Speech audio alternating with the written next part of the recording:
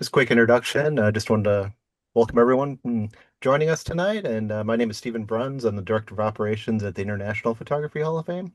So I want to thank you all for joining us for Endless Horizons, Journeys Along the Mother Road. So we're excited to bring you this conversation in celebration of the 100th anniversary of Route 66. And tonight's program also marks the kickoff of IPHF's Route 66 themed photography competition, the Open Road. We hope it inspires you to explore and share your own perspectives on travel, connection, and the stories we found along the way. So we're honored tonight to be joined by three incredible panelists. Susan Hacker Stang is an accomplished photographer, author, and longtime educator. Uh, Shellee Graham is a photographer, author, and dedicated Route 66 ambassador. And lastly, we have Jim Ross, who is a historian, has spent decades researching, documenting, and preserving the legacy of the Mother Road. And leading tonight's conversation is our host and moderator, Rob Grimm. Rob's a commercial and fine art photographer. He's also an educator and a member of the IPHF board. So before we begin, as Rob mentioned earlier, please keep your microphones muted throughout the discussion. We'll open up things for question Q&A toward the end. So with that, I'll go ahead and turn it over to you, Rob. Thank you, Stephen. Okay, so let me take a minute just to kind of give you a brief overview of how tonight's going to go, because we have a really exciting opportunity to talk about Route 66 and its history and its 100-year anniversary, which is pretty amazing. And Route 66, I think at this point is just a part of the fabric of America. It's so in us, especially if you're a kid like me who grew up in St. Louis and you're very aware of the Coral Courts and the many attractions. It's just a part of who we are. And we're going to spend some time kind of tying in the conversation tonight on Route 66 into our contest because we really want to understand the why and the how of the artists that we're talking with tonight. So it's going to help you in terms of building your own body of work for the competition because they're very interrelated. And one of the things that's really going to be something I personally want to focus on is why in the world would you tackle something that so many people have photographed, right? Like it's Route 66. It's not a one-off where only one person has photographed it. There are so many people that have done it and continue to do so. Um, but that speaks about the allure of not only the open road, but of Route 66 itself being the mother road and how something can almost define Americana. So, with that, I want to take a couple minutes to give each artist an opportunity to say why they decided to tackle this project because it's a big one. Each artist is going to have a chance to present some of their work and talk about some of the images in depth to really give you an understanding of the images that really spoke to them and how they created them. We're going to talk a little bit more about the contest, and then we'll end it with a Q&A, question and answer session. Um, so keep in mind, I think this is a really interesting topic because it has defined America in so many ways. I mean, Steinbeck coined Route 66 as the Mother Road. And he did so as he was writing about people that were escaping the Dust Bowls and the Depression in order to get to California to have a new life. And life on that road kind of exploded. Mom and pop businesses opened up all over the place, from motels to hotels to restaurants to roadside attractions, and everything became larger and larger as it went. Big signs, neon signs, crazy roadside attractions. It kind of started to define Americana as people migrated. And it's an immigration story or a migration story, rather, of people moving across the United States, and it represented freedom. And then it fell into decay. As things shifted to the interstate, Route 66 kind of died. And now we have this new fascination with Route 66 as we look back at it as kind of this historical um, capsule of so many things that are Americana. And in fact, one of the things I want to talk about that I hope our panelists address is why are people around the world so attracted to Route 66? It's now become an international, like romantic attraction where people come from all over the world to see and travel parts of Route 66. It's amazing. So with that, let's go ahead and start. And I want each artist just to talk about why in the world you would tackle a project like that, like this. So Susan, do you want to start with you? And then we'll go to Shellee and Jim. I will. I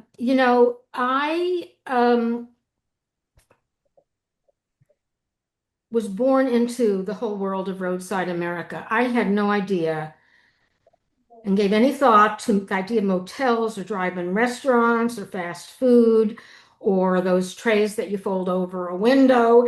I never thought of it being as anything but the way the United States was. Um, it was what I was really interested in, and from the beginning, that's what I photographed. During grad school, my first year of grad school, I photographed a 64 lane bowling alley with a nightclub overlooking the alleys. My second year of graduate school, I photographed events at a Holiday Inn. And yet, when I moved to St. Louis, I was living very near Watson Road, and somebody said to me, "Hey, that was Route 66." And I didn't really give it much thought. I don't know why I didn't give it much thought. It was such a no-brainer for me. I really should have been fascinated by it. But in 2016, um, I'm seeing, okay, let me just go there. So, 2016, somebody mentioned to me that Route 66 was called the Mother Road. And my heart clenched. I'm not being dramatic. There's such an aura to anything that is the mother language or the mother tongue or the Hmm. motherboard of a computer. And the idea of it being the mother road made me suddenly very interested. And so I went on the computer to look up where did it go through St. Louis. And I couldn't find anything. Oddly enough, by the end of that year, there was a Really? map. No, I couldn't find a thing. I could not find a thing, no map. By the end of that year, there was one because the History Museum did its 90th anniversary show and they had a wonderful map. But Hmm. I started to read journals of people who had traveled through Route 66 and put together what I thought was um, the route, and I followed it through St. Louis. And then by the end of that summer, it was the summer of 2016, the show opened at the museum, and I ran and to see if there was a map because I still had time to go back and tweak it if I had the route wrong. But actually, I had it right. So that's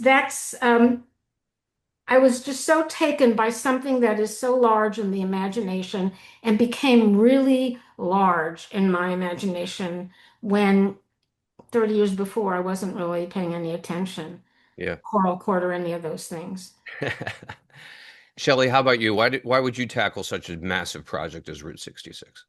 Oh my gosh, it found me. Route 66 found me. I think I was reading a photo magazine in 1990, and within those photos and the the article, it said, "Oh, all you have to do is west of St. Louis, take the Six Flags exit, take a left and then a right, and you're on Route 66." And from that moment, I went, "Oh my gosh, I know where it is." So I put black and white film in my camera and I got in my car and I drove. And then I started seeing the vintage signs and the old buildings. And I started time traveling. And I just was like, I was hooked from that moment on. And then right away in March of 1991, we took a 2 week trip from St. Louis to Santa Monica and took a bunch of photos. And I said, I'm going to have a photo show. And we did in 1992, which was the 66th anniversary of Route 66. That's awesome.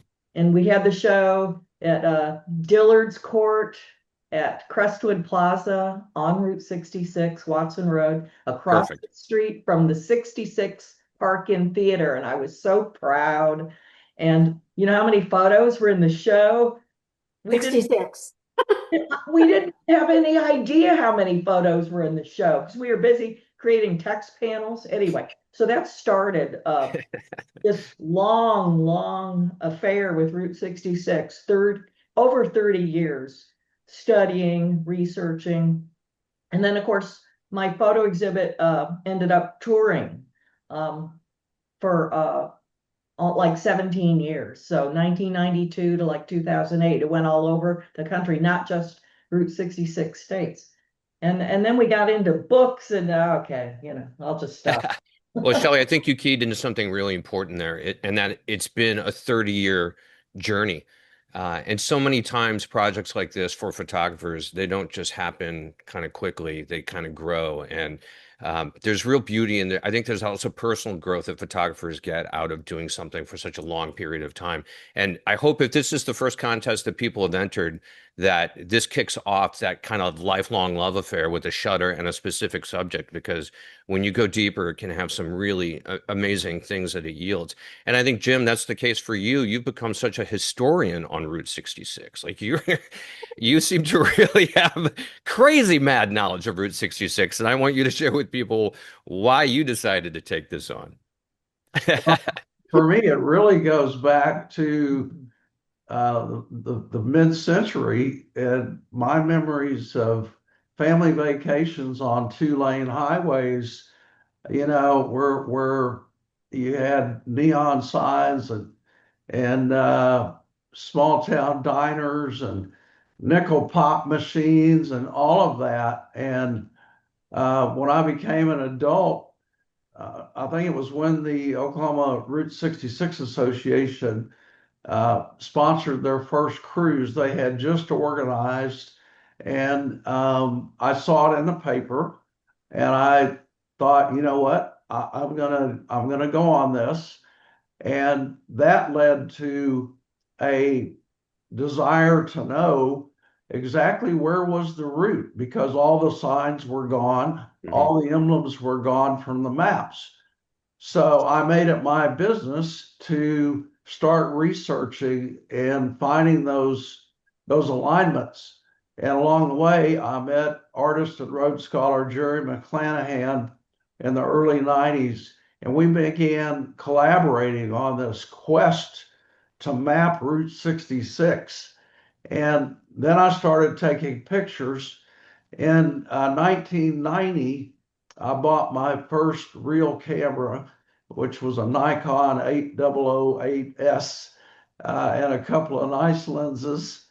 And then I went and I got a handbook on SLR cameras, and I started learning how to take decent photographs. And it just blossomed from there. And then I got into preservation and writing articles and all the rest of it. And so here we are today. And sometimes I think my head's going to explode from all of the Route 66 data that's been crammed in for 35 years. We need to download that out of your head so it frees some space in you. The rest of us can benefit from it. If it's only there were a way. Yes. Well, there will be someday, probably. All right, with that, I want to shift gears and give each artist an opportunity to show their work a little bit and talk about it. And I'm going to throw the three of you a slight curveball here in that I want you to ponder something and kind of expand upon it or expound upon it a little bit. And that is, I do think that artists, kind of all artists, but photographers in particular, are incredible keepers of history, particularly a photograph. Yet with that, we make a lot of creative choices on what we want to shoot with, how we want to process the film, how we want to present the images, which means that we can project or interpret history in our own way. So I'm just kind of curious as to how you guys feel about your work, whether you're, preserving history, whether you're interpreting history, how you really approach it. And we're going to start with Susan, who's had a really interesting approach in terms of using the Holga plastic camera, which is phenomenal. I love them. I have a few of them here, which I brought them out because they're amazing. But I'd like to talk about kind of how we interpret history as artists, because I think that there are few people on the planet as honest as artists are in terms of sharing history, but at the same time, we manipulate it. So just a question I want to throw out there. So, Stephen, are you going to run the PDF, I believe, for this? I can get it started All right right, now. so let's go and do that. We'll go ahead and have Susan talk, and I may jump in on All right, you. I want to, before you do that, Steve, I want to talk, okay. Go I ahead. want people to see me for a second because the first thing I'm going to do is talk about my camera, so I have to be able to show it. People who know my work know that in recent years I was a toy camera person. And then, the world got to be digital and I got to be older and going through TSA and all that stuff. And I thought, oh, I need a digital toy camera, I found one. And then two guys from Hong Kong put this Kickstarter up in 2015 2015 probably, because it came in 2016.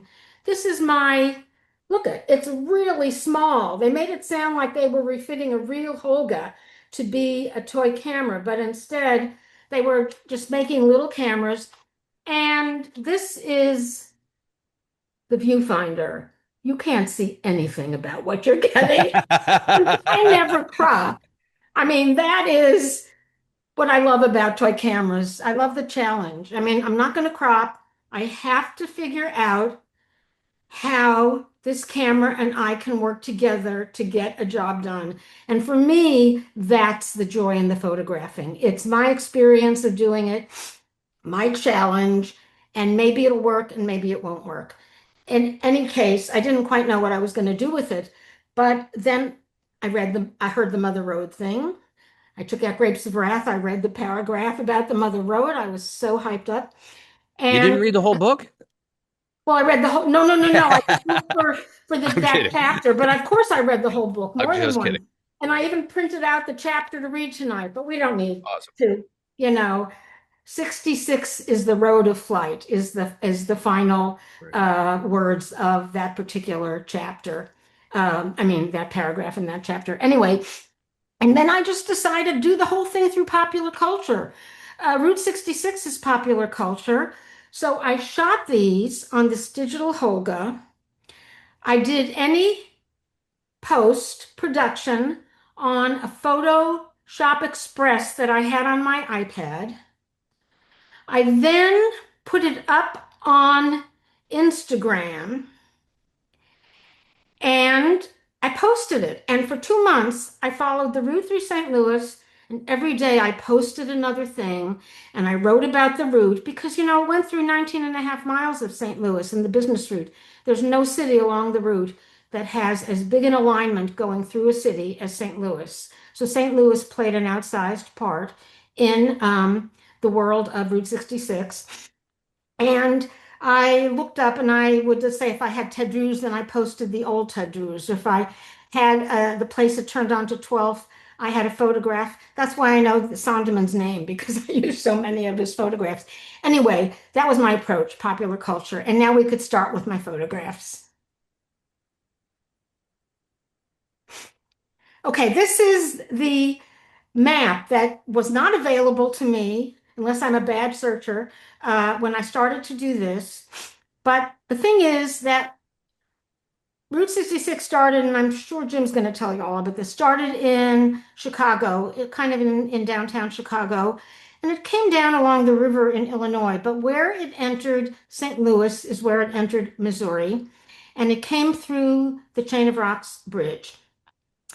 The line here that goes around that's called the bypass was just really where 270 is now. And you would think that would be what people wanted to do because from some of the archival photographs, I saw how crowded with cars those streets were when somebody would be trying to go through the whole downtown area during rush hour, for example.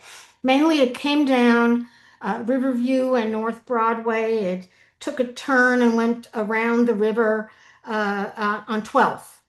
And then the bottom one that's called Historic US 66 is where it was planning to go. It's Gravois, Chippewa, and Watson, but Watson wasn't built for several years. It was part of the plan, but it had to be built.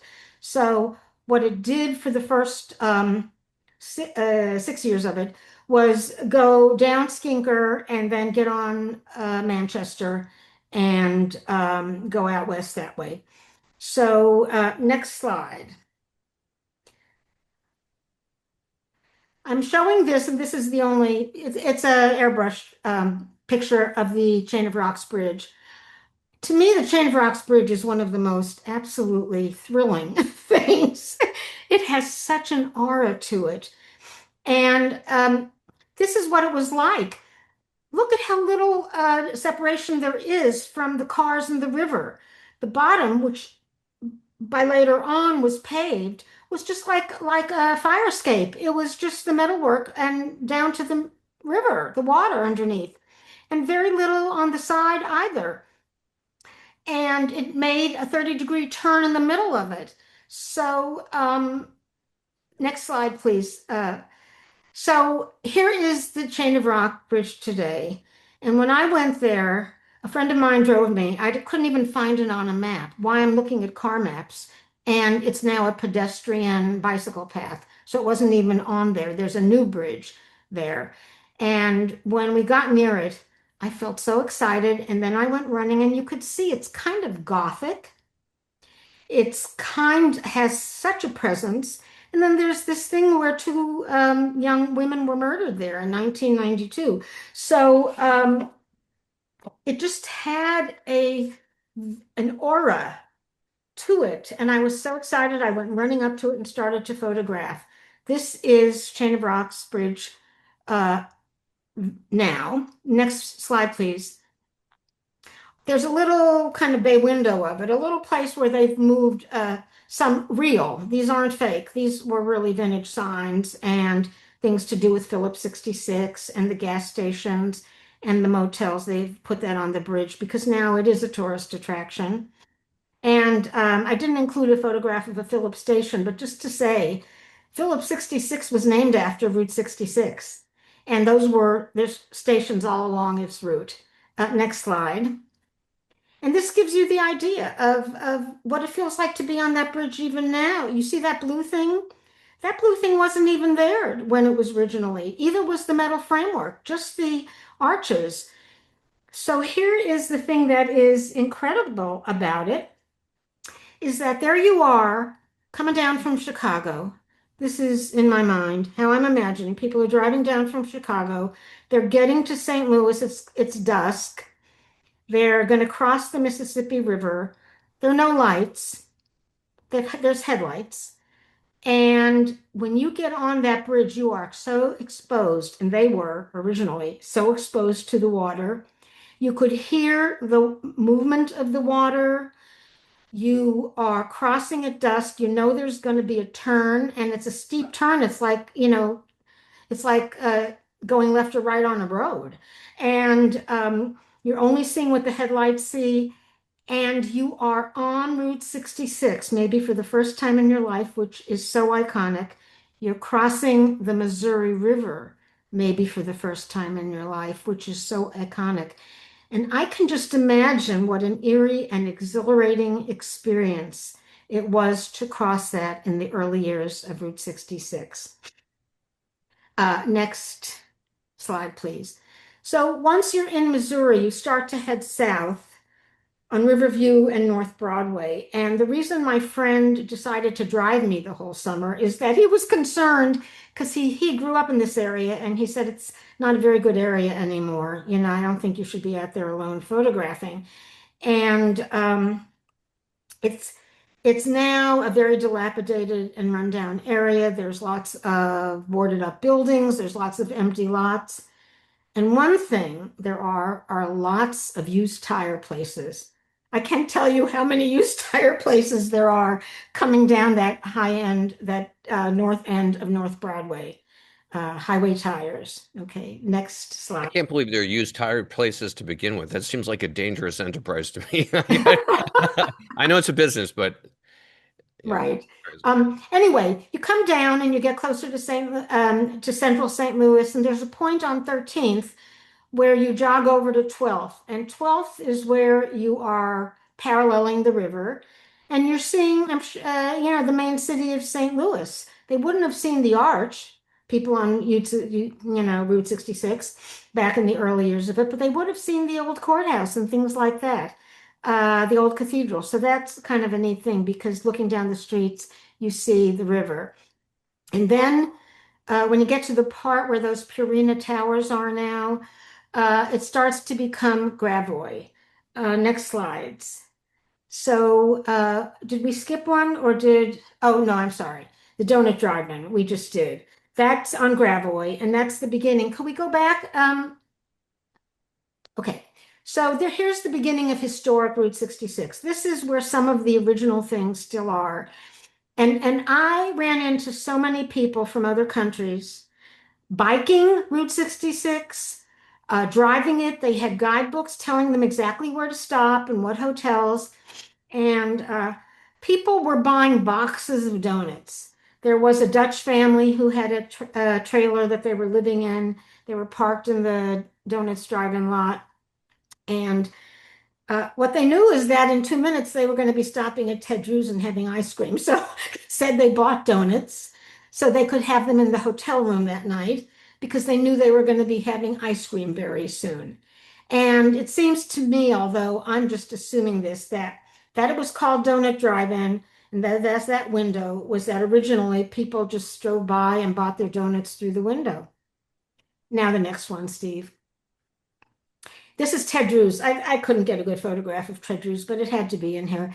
And because there's always cars parked out front and there's always people in line. And this, the original Ted Drew's was more north in St. Louis, but it then moved down to Gravois and is still a famous landmark in St. Louis. And the next one, please. White Castle, a real St. Louis icon of its own and located on Gravois. Then it goes up to Chippewa. And the next slide, please. And then there are the motels. So to talk about an earlier question of yours, Rob, when you asked, I'm not necessarily taking the kind of pictures that would be documentary pictures from the front that might be the right kind of thing for a book about Route 66, because I'm trying to make interesting photographs out of it, doing what I do. And this is the duplex motel from the back parking lot. Of course, I shot it from the front, and the sign is still there. But when I'm doing it already, I'm trying to be the photographer and not the documentarian. Next one, please, Casa Grande. These are on Watson already. Watson, after 32, took the road out to the southwest where cars left St. Louis. This was a strange experience because now they're renting these little places by the week or the month. People are living there. I'm not sure, but they're not friendly. And I kept getting chased away, but I went back quite a number of days. The sign is no longer there, but I think this person who we've been talking about, and I already forget his last name, who has the collection, I think he bought the sign. It was there when I moved to St. Louis. And the next one, next slide. So when I talked about the fact that there were two byways, that it went down Skinker at one point and then it went out Manchester.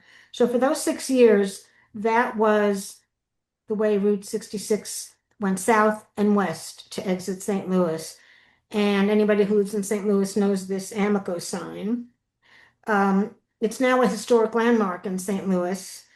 And the people who have a gas station there, whatever gas station it is, even if it's not Amico, although I think it is BP now, It's BP. Yeah. they have to keep it. That's part of the deal. They have to have it be an Amico sign and they have to repaint it regularly and keep it in good shape. The problem with it, though, is that they repainted the wrong size logo into it, which is terrible. So thankfully, you have the original logo, which is Did fabulous. I they love it. really? Oh my Yeah, God. Amico did a redesign. They just slightly tweaked their Amico logo, and it's not quite the same. And they just painted it in there anyway, so it's completely off. If you're a designer, it's a visual mess, to be I can perfectly honest. imagine. And it's also uh, uh, leads me to comment on the fact that the Coral Courts was somewhere made a historic monument in the 90s and then it was torn down. Yeah, which is a crime I against don't know humanity. how they got to do that, some bribe or something, but I mean, so much for historical landmarks. Right. And the next slide, my last slide. My favorite place for lunch in St. Louis, Carl Yeah. Drive-In. And they have this photograph hanging inside of it, unless he took it down since I left St. Louis. But I'd like to think it's still there. If anybody goes to lunch at Carl's, check it out and let me know. This was also on Manchester, that was formed part of Route 66. So I would just want to close my little part of it saying that I think of people arriving over that bridge, probably at dusk, And I think that probably they took the business route, although that's only my assumption, instead of the ring road, because the books all told them to stay at the Coral Court to get the donuts, to get Ted Drew's ice cream. And so therefore they have to take the business route to do that. And so by the time they're ready to check into a motel, and there were other restaurants, and by in the morning they go up and get donuts, and then they drive out of town, and that's what people driving Route 66. That was their experience of St. Louis.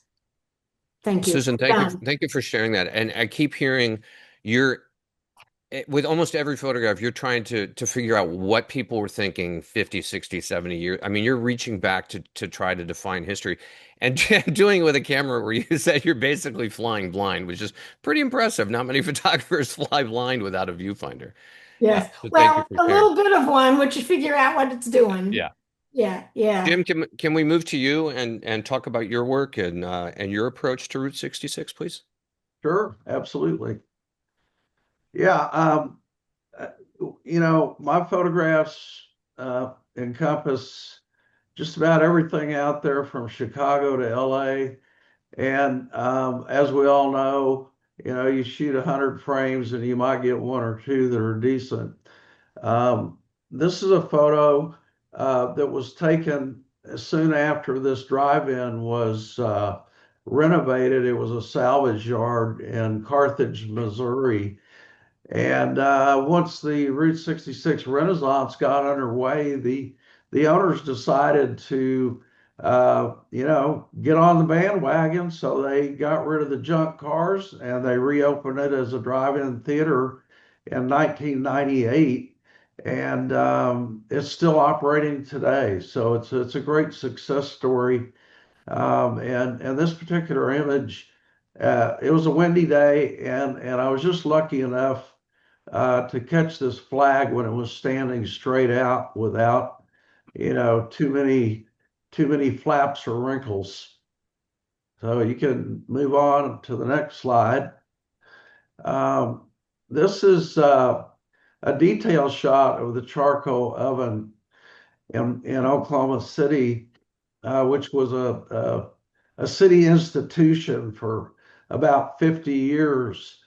And unfortunately, the owners decided to retire and they sold the property, and it's now some kind of auto parts store or something. But the sign is just enormous.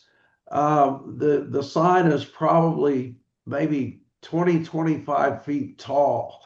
Wow. And it is now, the owners have tentatively donated it to the Oklahoma History Center. It's in storage, and the plan is to have it uh, put back to life in a neon sign park on the grounds of the History Center. So that's another potential success story In Oklahoma City. in Oklahoma City. So next slide. I would love to know how many miles of neon tubing once dotted Route 66 from start to finish. Because Um, those signs were massive. So many of them were just oversized. They were drawing in all these passersby with all this neon. Like, how many miles of neon must have been on Route 66? yeah, well, some of those neon signs were very simplistic, but had a unique appeal. And Hmm. then others, like the charcoal oven, they were very elaborate and very large, and it's all part of what makes the route what it is. This photo here um, is at Cool Springs Camp, which is at the entrance to the Black Mountains west of Kingman, Arizona. And it was really quite an interesting place back in the day. And, ultimately it fell into disrepair and it became abandoned, and it suffered some damage. And this place was actually blown up in a movie. Um, I believe it was Wait, they Universal. actually blew it up, Yeah, I destroyed it? believe it was Universal Soldier. and they detonated the building. The only thing left were the two columns. You can see where they were, where the newer stone is across the top. Hmm. The Yeah. only thing left were two columns and a foundation. And so an entrepreneur from Ohio by the name of Ned Lechner, who had an interest in the highway, he bought the property and he rebuilt Cool Springs Camp. And today it's a really popular stop. So again, a great save, and it just shows you the spirit people have about bringing this stuff back. Mm-hmm. So next slide. This is at the ruins of Two Guns, Arizona, which is between Winslow and Flagstaff along the I-40 corridor. It's on Canyon Diablo. And this is a photograph of the animal zoo from where the zoo is looking toward the entrance area, the back side of the entrance. And Two Guns has a long, fascinating history that includes, you know, Indian ghosts, homicide, unexplained fires, and there's a lot of legend to this place, and it's one of the most interesting on the route, and a lot of people photograph it. I've photographed it 4 or 5 different times, and I know Shellee has, and thousands of other people. But I just really like this composition on this shot, and it's one of my favorites. Next slide. This is TP Curios in Tucumcari, New Mexico. And I'm not sure the year this was taken, but we were just kind of wandering around the boulevard as the sun was going down. And I loved the way the neon steerhead kind of fit with the setting sun's glow on the clouds, and so I got this photo at that time, and yes, sir. Was there a question, Rob? No, no. Oh, okay. All right. So next slide. This is a section of abandoned roadway west of Los Lunas, New Mexico. And again, this goes to my fascination with tracking the old highway and where it used to be. And I've been out there several times, and this little section of decayed asphalt, you can still see some striping, and I happen to have some nice clouds sitting right there on the horizon. And so this is the result of the photo. I should point out that um, almost throughout the 90s and into the early 2000s, I used Fuji Velvia 50 slide film almost exclusively, and I just loved it. And it caused me to resist the digital tidal wave as long as Yeah. I could. And one of the thrills of shooting before digital cameras, and you all know this, is you don't know what you're going to get till you develop the film. And because film was a little bit expensive, you had to pick your shots, and you couldn't shoot 100 frames of a subject like you do now. So I kind of miss that a little bit. I'm Anyway, with you. And the color of Fuji is incredible. Jim, I do have a question about this image though, because when I first saw this, I was struck by it. It's beautiful, but I want to know how much road is left like this. How much of Route 66 is abandoned and being covered by weeds and swallowed by the earth at this point? yeah, there's quite a bit of it. You just kind of have to know where it is, Is it and is it documented? Are there maps of these abandoned sections? it's documented at my website. I have a section on my website called Deep Tracks Maps. Okay. It contains 640 very detailed maps of the route from Chicago to LA, and everything's on there.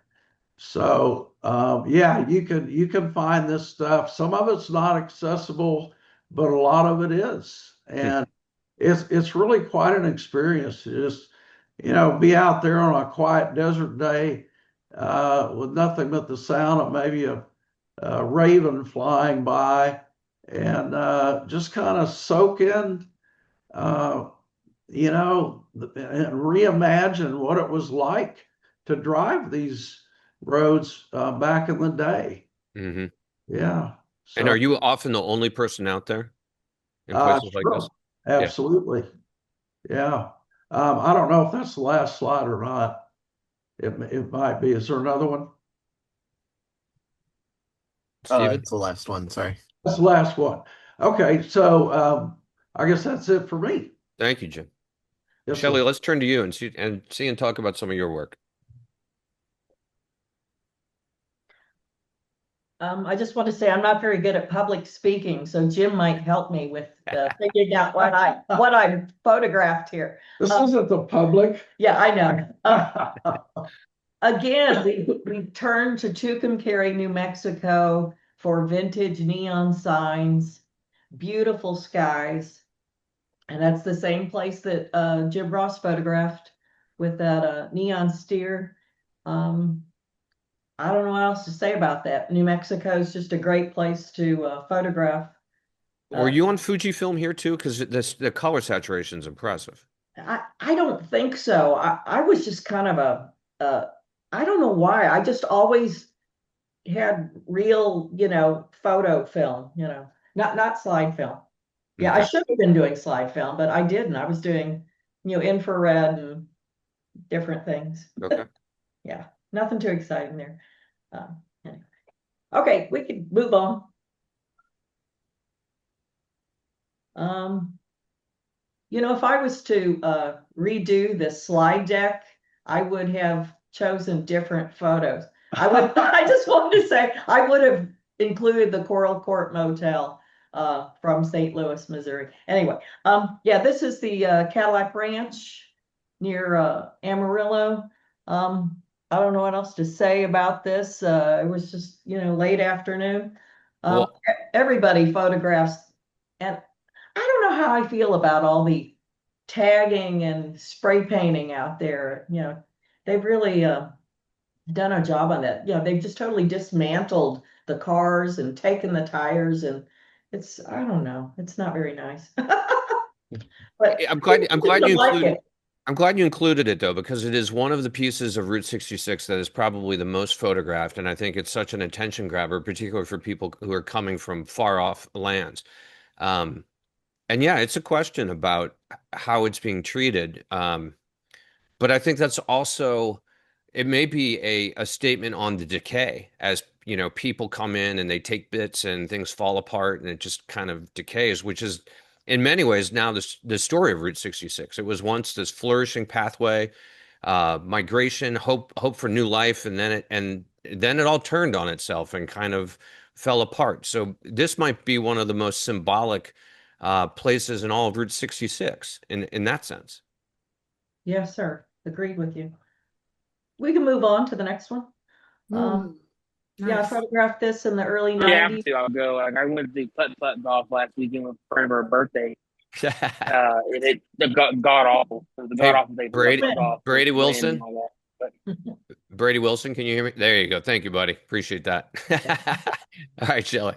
It's like he doesn't like the photo, evidently. No, I photographed this in the early 90s. This is the Garden Way Motel, formerly of Gray Summit, Missouri area. I think they recently tore down the whole place.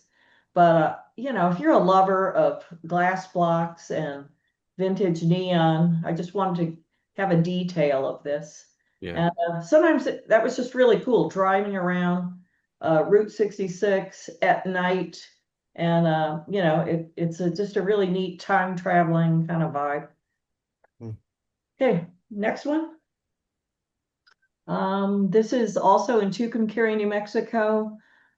We knew the owners of the Blue Swallow Motel pretty well. That was Kevin and Nancy Mueller were the owners at the time. And Kevin owned a really awesome vintage Pontiac car. And what we didn't know is that he could turn on the lights and that Chief Pontiac would be illuminated.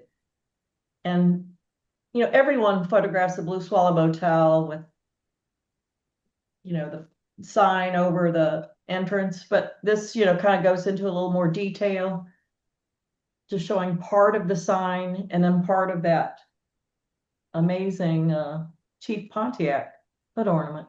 It's a beautiful image, and I love this interpretation of the hotel. And again, I think this is where you're kind of pushing the historical element into more of an artistic interpretation, which I really want people to take a look at. And I think that's important. And it's what we do as artists. Shellee's really good at that. She is when we're out photographing together, and then we compare what we've done. I'm just blown away because she has this knack for composition, especially on detail shots like this. Yeah. And every time I'm like, why didn't I think of Can we that? talk about that for a second? Because the two of you met on the open road here on Route 66, and you've now been traveling the route so much together and been photographing it. How do you influence each other artistically? I mean, Jim, you're saying you look at her and go, "Why did I not do it that way?" But do you push each other in certain ways, or do you intentionally stay away from something because it's what the other person does? Like, how do you Uh, approach your artwork together? Mostly only when one of us is telling the other one to get out of their shot. What happened? Or I'll That sounds like intentionally a marriage. photobomb the shop. Yeah, that's what Oh, happens most of the time. But yeah, we kept seeing each other at Route 66 events. Let me see, I think, did I meet you in 1996 Yeah. in Landergen at the first, what was that called? The Route 66 International Just run to the heartland. Run to the Heartland, whatever. Okay. Yeah, I just kept seeing him, and then I was like, he's kind of a nice guy, and now we live on Route 66 in central Oklahoma on an original alignment that was from 1926 to 1952. We live about 1 mile east of the Arcadia Round Barn. So that's where we live. Yeah, but we back to your question for Yeah. just a second. One of the things I think we do is if we're both photographing the same subject at the same time, is one of us a lot of times will try to maneuver and catch an angle or something that we believe the other person hadn't thought of, and that way, we get a bigger variety of different compositions, and hopefully, whether it's her or whether it's me, we come away with something decent. wonderful. Thank you for sharing that. Shellee, let's keep going on yours because we got a couple more images to look at. Yeah, this is a photograph of the owner of the Rock Cafe. Rock Cafe is a really old place in Stroud, Oklahoma. Was built in 1939, made out of giraffe sandstone. And the owner, Dawn Welch, she bought this place in 1993, and she wanted to, work with the Route 66 Renaissance that was happening in her hometown. Unfortunately, in 2008, there was a devastating fire, and it left 4 walls and their grill, their 75-year-old grill named Betsy. That was it. I just happened to be going through town and saw her and her children. And so I went in there, and it kind of looks like she's like, oh my God, but I think she was just kind of surveying what's going on. But she is a determined woman. And she said, my family's here, all my staff is here, and we're going to rebuild this and make it even better than it was before. So they have since rebuilt, and it's, just an iconic place on Route 66 in Stroud, Oklahoma. That's awesome. The two of Yeah, you seem Dawn to, Welch rebuilt that. She's a very determined woman. She was open for business within 1 year. And wow. and by the way, she was the inspiration for the car Sally Carrera in the movie Cars. Oh, is that it's modeled after her Yeah. personality. Exactly. Yeah. Yeah. That's awesome. The two of you seem to really concentrate on a lot of the success stories, the comeback stories, the saving of a sign or the saving of a building. Um, I see that theme kind of recurring in the work and the way you guys talk. You seem to be very concerned about the preservation, which is important. Yes, sir. Yeah. We've been Yeah. involved in several projects through the years. I don't know if we have any It can be photos of some very of those well, it projects. can be very gratifying. It can be very frustrating too. But Yeah. a lot of people are doing a lot of good work out there. So Yeah, we tried to save Coral Court and it was not meant to be, but Yeah, that's a shame. Coral Core. I mean, what a storied place. I mean, talk about mythology. And for anybody who doesn't know about the Coral Courts, I mean, I grew up in St. Louis, and it seemed to just be part of the folklore of St. Louis. And it was this little motel that had attached garages, right? You yep. could pull in and park your car and put it behind a garage door, and nobody would know you were there. So it became the spot for people who were having extramarital affairs in St. Louis, correct? That's correct. Absolutely. happened there that didn't happen at any other hotel. Yeah, It was such a unique place because of the streamlined modern architecture from the early 1940s.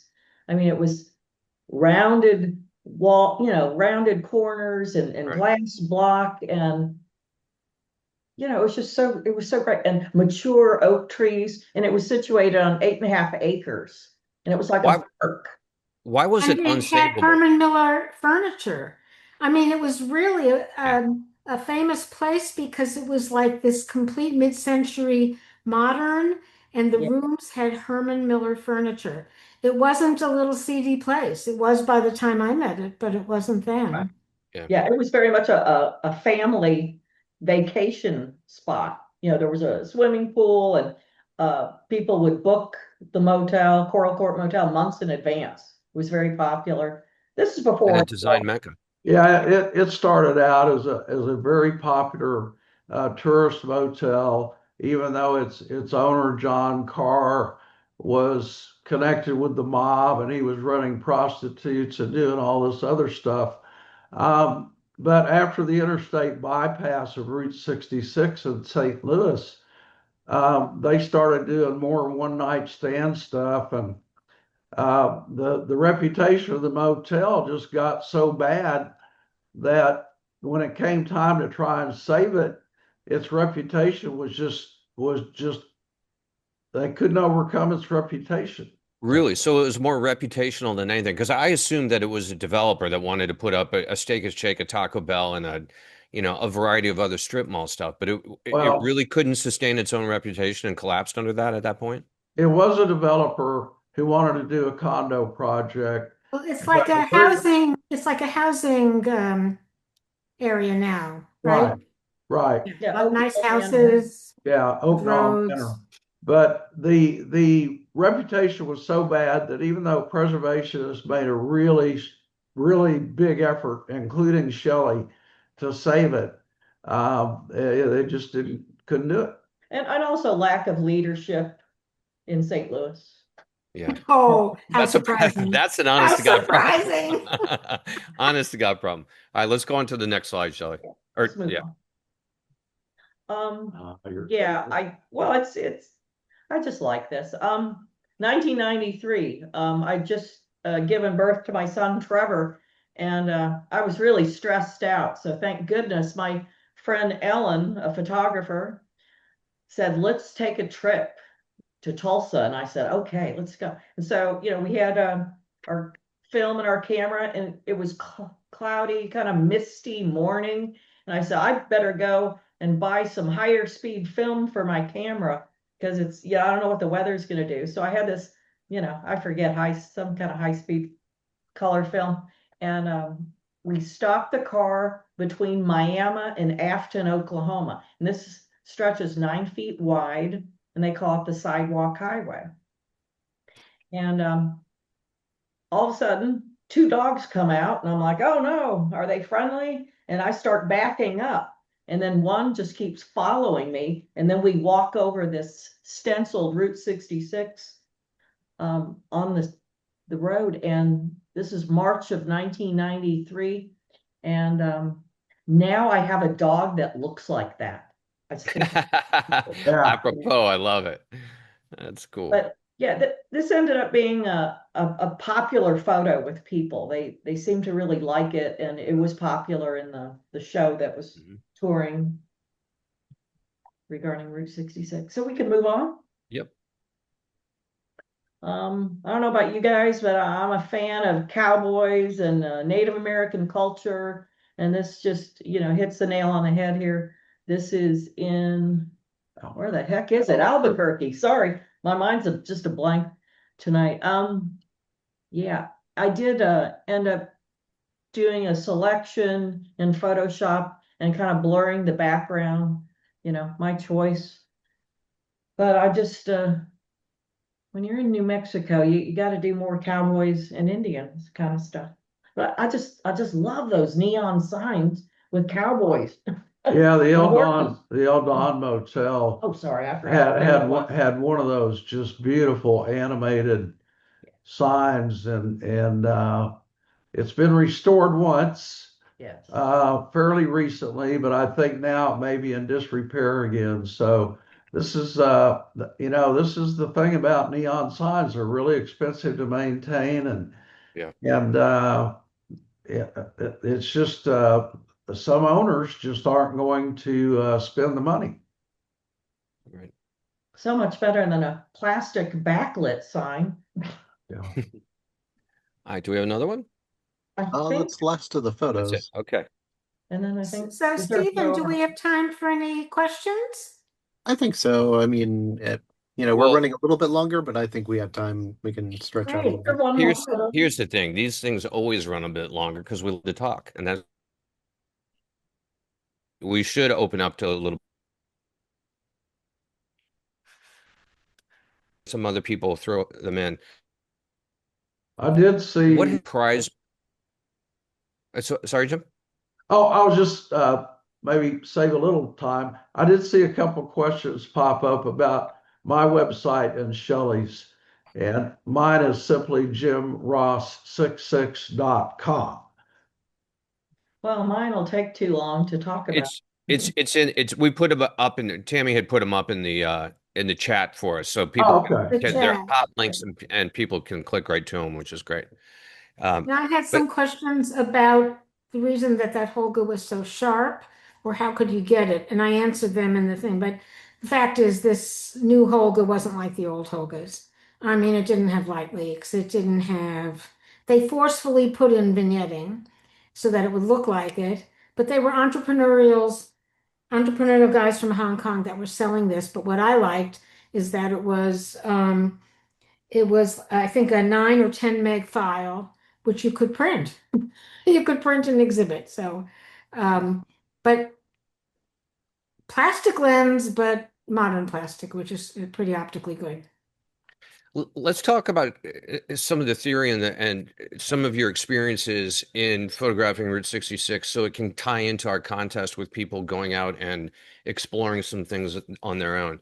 One of the things I do want to know from you guys is what really surprised you or stood out to you about Route 66 that you didn't expect at all, especially in relation to something where you have spent so many years photographing a project like this. What's kind of stood out as, wow, I never would have expected that.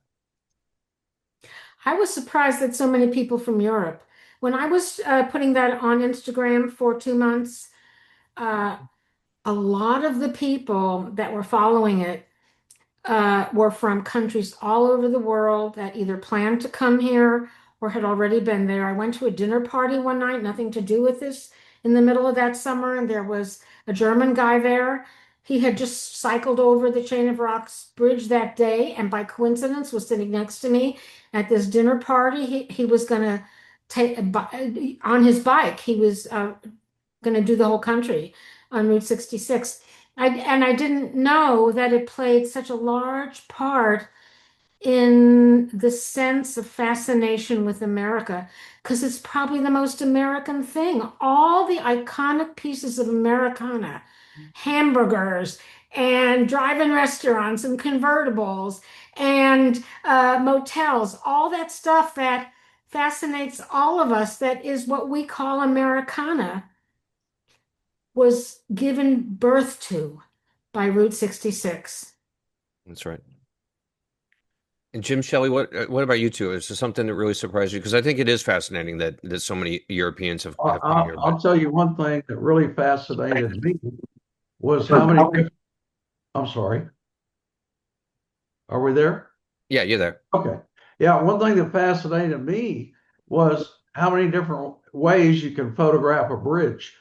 I did a book on bridges in 2015, and at first I thought, how am I going to do a book with 700 photographs of bridges and make it interesting? And what I found was, I was helped out not only by the variety of designs of bridges, but all the different ways you can photograph them. It really surprised me. Of course, it cost me a left knee, but I got it done.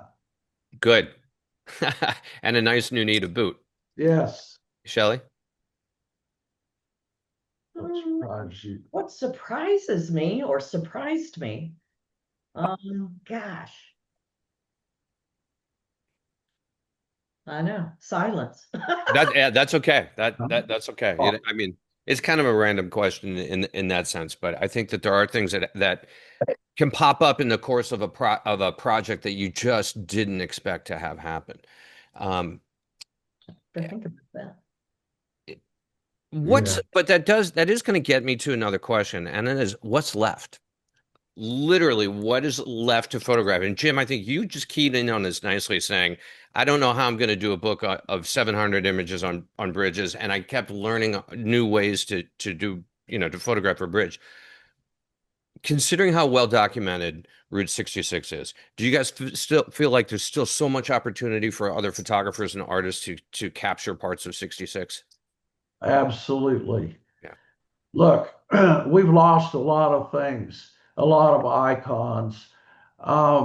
But at the same time, there's a lot of new stuff coming up. Neon parks, motels that are being restored.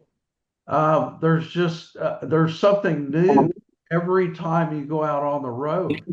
And believe it or not, no matter how many times you photograph a particular subject, or no matter how many times others have photographed that subject, there's always a way to capture something different about that subject. Am I right, Shell? Exactly. Yeah, one time I photographed the Blue Swallow Motel from across the street, from behind, this curved wall with some glass block. And somebody who lived there said, I never thought I would ever see a unique photo of the Blue Swallow Motel.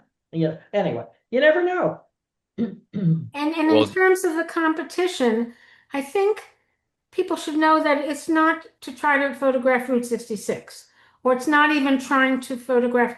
It's the whole idea of the role, the on the roadness of America or anywhere. That idea of the open road, of the journey, and I know Europeans have said to me that that's what strikes them here, because we have such vast distances between cities.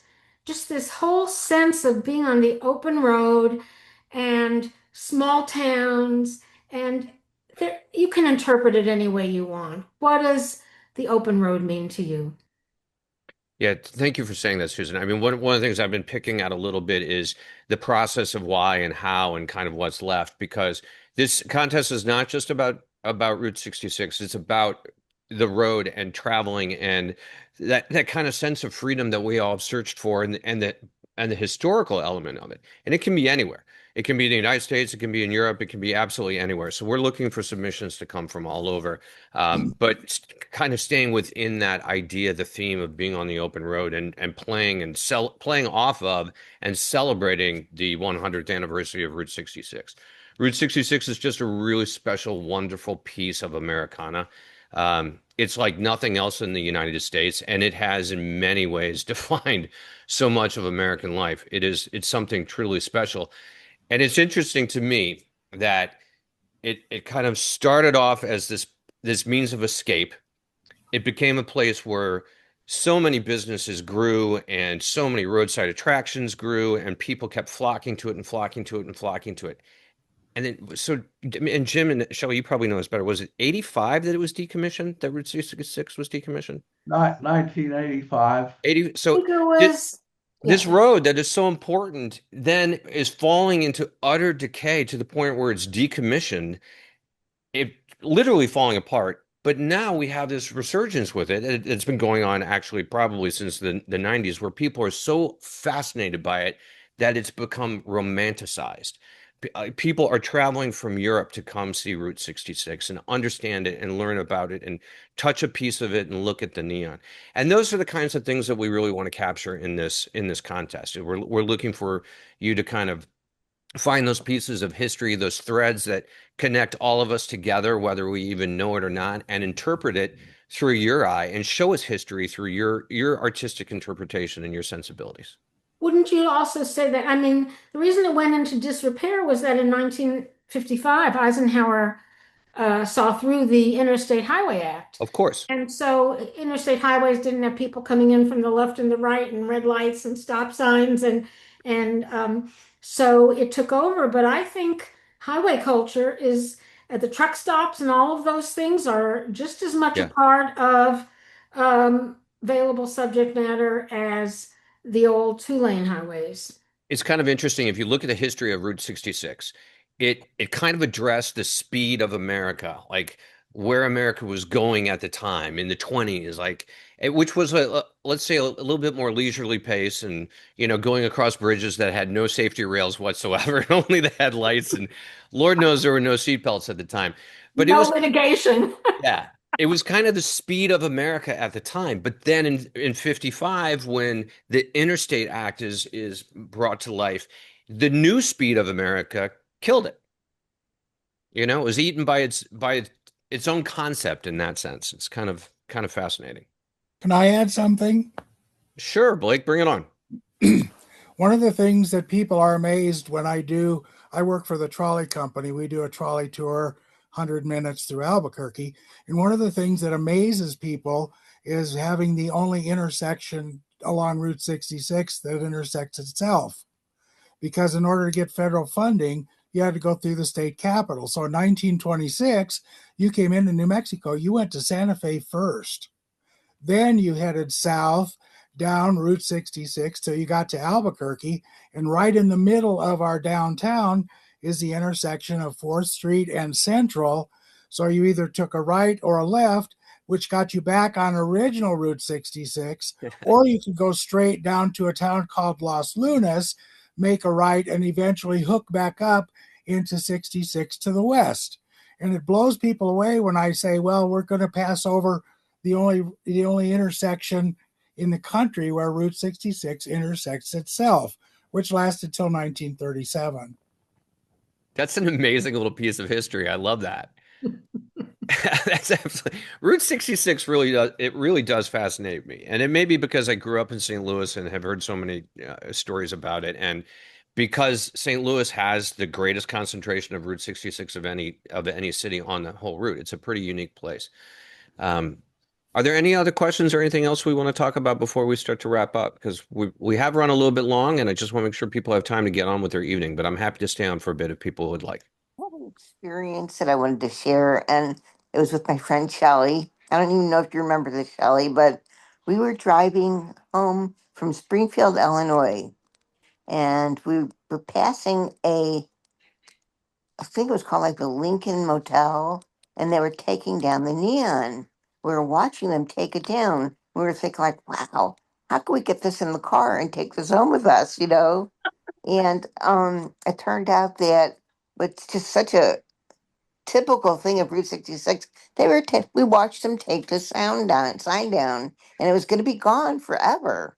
And Yeah, there's the all these Lincoln treasures. Motel. What?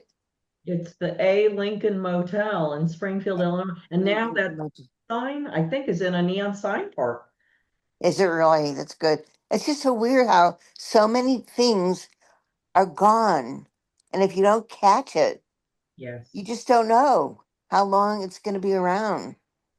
Well, and That gets back to my point about photographers being true historians. We have a unique opportunity as photographers to kind of carry both the past and our current present onto future generations in a way that's really meaningful and really important. Yeah, luckily, that's been happening ever since the Renaissance began about 1988. So, so Yeah. there's been a lot of photo documentation. And when I did the bridge book, I did it because it needed to be done. We were losing too many of the first generation bridges from the route. And so I did the book, and we since then there's been probably at least 15 historic bridges that have been lost. So it's really important, as you say, to photo document everything you can. Don't assume that it will be there the next time you come through, Yeah. because it's very likely it will not be. And in that sense, I think that projects like this get to do something very important, and that is not just document it. Like projects like yours really aren't just about Route 66. It's about the people who built it. It's about the people who worked it. It's about the people who lived on it. It's all the stories. And that's a beautiful thing to be able to carry on. And that's what I hope people will start to think about and look through their viewfinder to try to capture the human element, the human stories behind what they're seeing in front of them.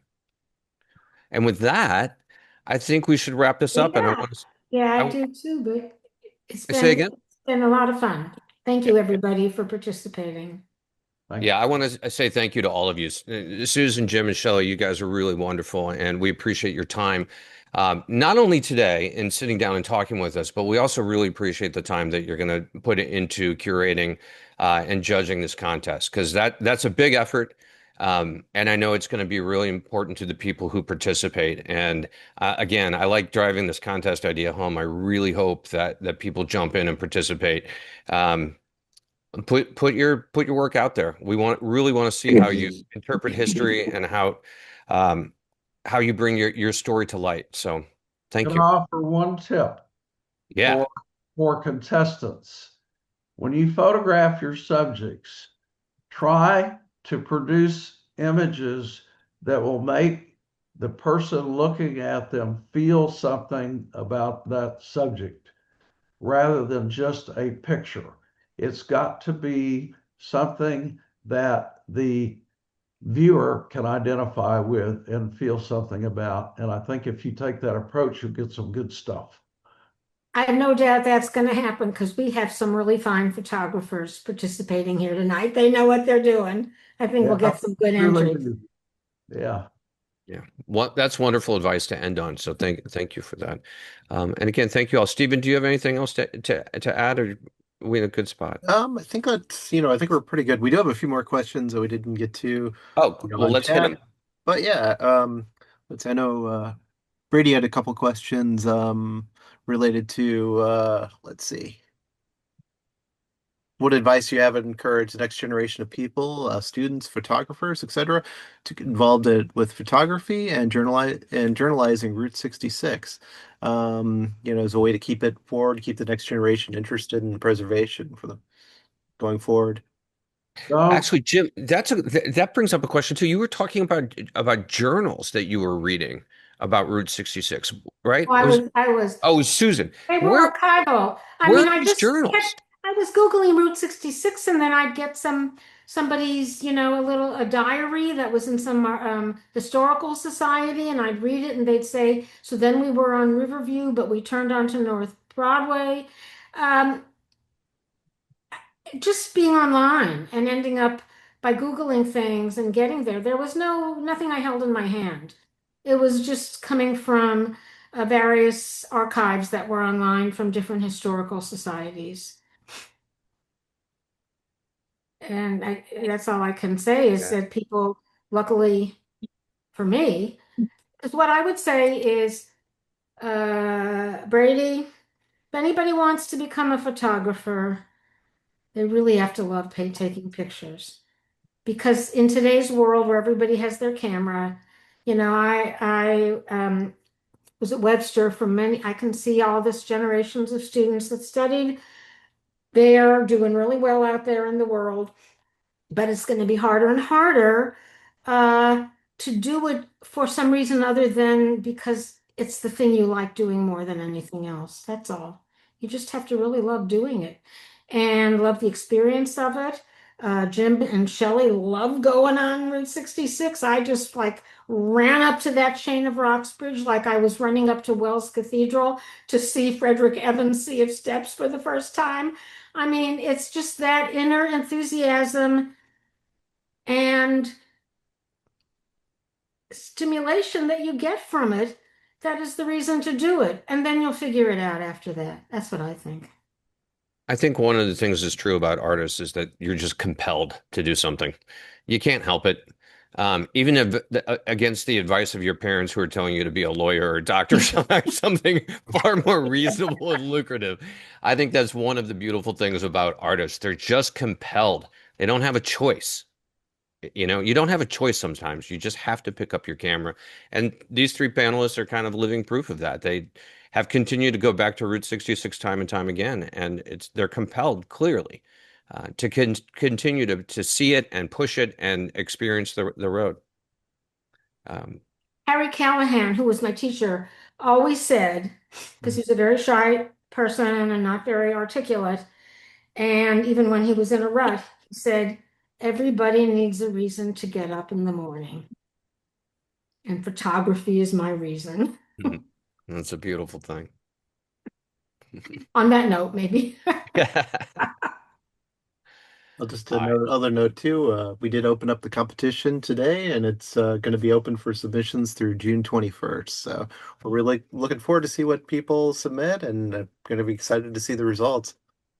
Absolutely. So it's not a ton of time. Get out there, start clicking the shutters, and start making those images. It's an exciting time for sure, and we really are excited to see the work. And again, we're just really appreciative for all the time that you guys have spent with us this evening. So thank you all very much. Thank you. for having it. Our pleasure. Goodbye, everyone. Thank you so much. Bye-bye. Thank you.